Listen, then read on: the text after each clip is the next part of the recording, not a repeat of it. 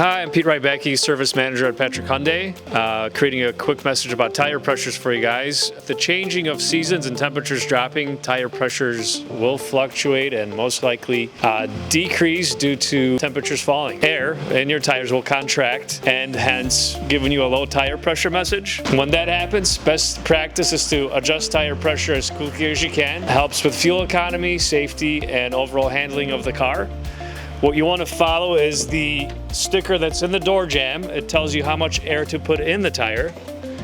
Each vehicle has its own specifications, so you want to make sure you follow those as closely as you can. If you are available to come in, please stop in so one of our trained factory technicians can help you adjust tire pressures and reset the tire monitor. If you have any questions, please give us a call at Patrick Hyundai. Thank you.